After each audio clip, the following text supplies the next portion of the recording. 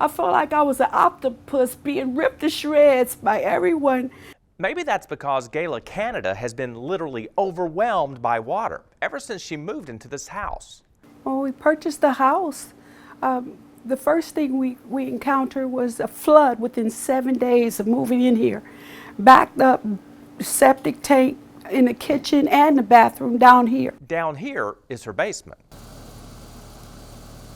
And if this was smell-o-vision, you'd know what else she's been dealing with.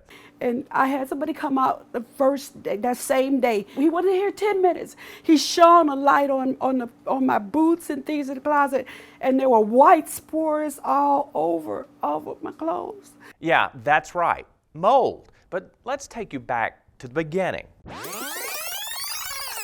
At the beginning of last year, Gayla and her aging mother saw this home listed for sale. 5 bedrooms, 3 baths. But what she didn't know was that a year before, this is what the house looked like. Burnt out and exposed to the elements. When the builder bought the house to flip, the name of the game became rebuild fast and frugal. Especially flippers. People who are buying houses and upgrading them and doing them for their own account are notorious, mostly because they're always looking for more money. And unfortunately, the consumer becomes a victim. And Gayla says she's a victim of false advertising and placing her trust in the hands of others. I thought it would be a blessing to move it here, but I'm thinking that it's been such a nightmare. And then the house was making me sick. The house was sick. I'm just so distraught about the whole thing. Because it appears that the builder cut corners to make a bigger profit, starting with the septic system. This is the septic tank, and these are the field lines that obviously run back and forth across the rear of your yard. We contacted the state health inspector who oversees permitting septic systems. He came out personally to evaluate Gayla's septic footprint.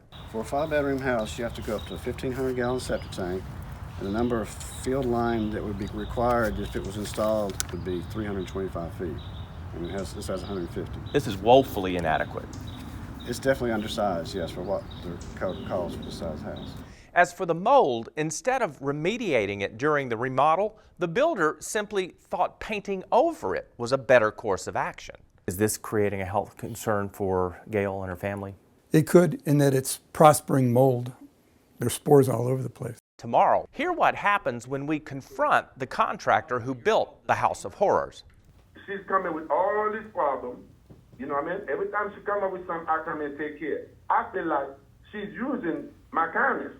And see how a team of caring companies come to Ms. Canada's rescue.